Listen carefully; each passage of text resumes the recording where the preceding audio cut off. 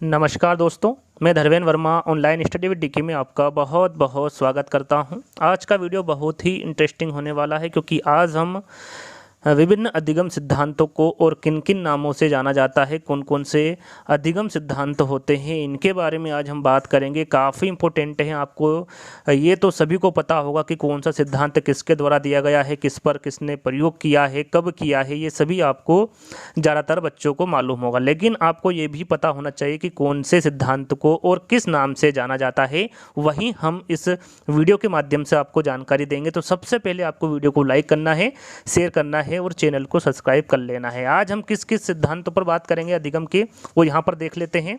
यहाँ पर हम बात करेंगे सूच के सिद्धांत के बारे में, प्रयास एवं त्रुटि का सिद्धांत, क्रिया प्रसूत अनुबंधन का सिद्धांत, संबंध प्रतिक्रिया सिद्धांत और प्रबलन के सिद्धांत के बारे में कि इनको और किन किन नामों से जाना जाता है, ये हम आपको इस वीडियो के माध्यम से जानकारी देंगे। तो सबसे पहले आपको वीडियो को लाइक कर देना है, काफ़ी इंपॉर्टेंट जानकारी है। तो यहाँ पर सबसे पहले हम देखेंगे सूज के सिद्धांत के बारे में। यहाँ पर आप देख सकते हैं ये किसके द्वारा दिया गया है, तो ये कोहलर, काफ्का और वर्दीमर के द्वारा दिया गया है सूज का सिद्धांत। अब इसको और किस अन्य नाम से जाना जाता है, तो इसे 5 और अन्य नाम से जाना जाता है।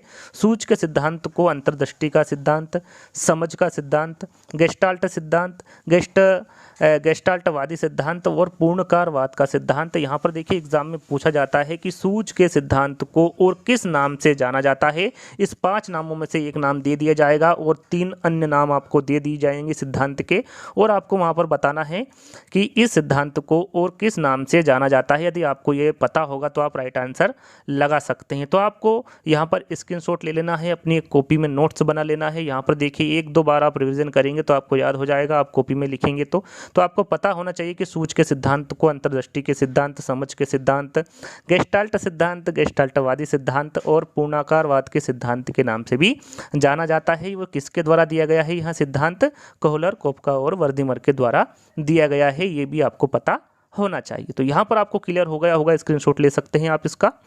आगे चलते हैं प्रयास एवं त्रुटि के सिद्धांत को। यहाँ पर आप देख सकते हैं इसे 9 अन्य नामों से जाना जाता है। प्रयास एवं त्रुटि के सिद्धांत को कौन कौन से, सबसे पहले हम जानकारी देते हैं आपको कि ये किसके द्वारा दिया गया है। तो यहाँ पर आप देख सकते हैं प्रयास एवं त्रुटि के सिद्धांत को थॉर्नडाइक द्वारा दिया गया है और इसे 9 अन्य नाम से भी जाना जाता है। जैसे कि आपके सामने है, प्रयत्न एवं भूल के सिद्धांत के नाम से जाना जाता है, उद्दीपन अनुक्रिया सिद्धांत के नाम से जाना जाता है, सिद्धांतवाद का सिद्धांत के नाम से जाना जाता है, संबंधवाद का सिद्धांत, सह संबंधवाद का सिद्धांत, अनुबंध सिद्धांत, अभ्यास का सिद्धांत, एएसआर थ्योरी और आवृत्ति का सिद्धांत। इन 9 नामों से जाना जाता है प्रयास एवं त्रुटि का सिद्धांत, जो थॉर्नडाइक द्वारा दिया गया है। तो यहाँ पर आप स्क्रीनशॉट ले सकते हैं, 1-2 बार यहाँ पर आप रिवीजन करेंगे तो याद हो जाएगा।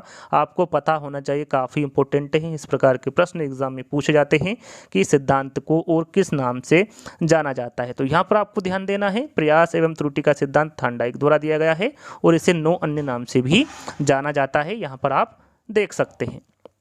आगे हम चलते हैं, तीसरे नंबर पर रखा है मैंने क्रिया प्रसूत अनुबंधन सिद्धांत को। यहाँ पर ध्यान से देखना है, क्रिया प्रसूत अनुबंधन सिद्धांत ये किसके द्वारा दिया गया है, तो ये स्किनर के द्वारा दिया गया है। उसे 4 अन्य नाम से भी जाना जाता है, जो कि आप यहाँ पर देख सकते हैं।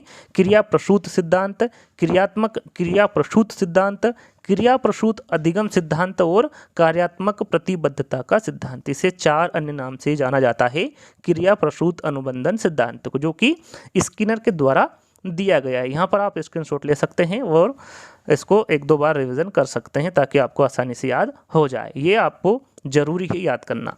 चलिए, चौथे नंबर पर है संबंध प्रतिक्रिया सिद्धांत। इसको भी 9 अन्य नाम से जाना जाता है। यहाँ पर आप देख सकते हैं संबंध प्रतिक्रिया सिद्धांत, ये किसके द्वारा दिया गया है, तो ये पावलोव के द्वारा दिया गया है। तो यहाँ पर आप देख सकते हैं इसको और किस अन्य नाम से जाना जाता है, अनुबंधन सिद्धांत, शास्त्रीय अनुबंध सिद्धांत, अनुबंधित अनुक्रिया सिद्धांत, संबंध अनुक्रिया द्वारा सीखने का सिद्धांत, संबंध प्रत्यावर्तन सिद्धांत, अनुकूलित अनुक्रिया सिद्धांत, संबंध सहज क्रिया का सिद्धांत, आदत निर्माण का सिद्धांत और सीआर थ्योरी। इसको 9 अन्य नाम से भी जाना जाता है। और ये तो आपको पता ही होगा कि पावलोव ने कुत्ते पर प्रयोग किया था। तो यहाँ पर आपको याद रखना है कि संबंध प्रतिक्रिया सिद्धांत को, जो कि पावलोव द्वारा दिया गया है, इन्हें और किन अन्य नाम से जाना जाता है? तो ये आपके सामने है, आपको इसको अच्छे से स्क्रीनशॉट लेकर याद कर लेना है इन 9 अन्य नामों को।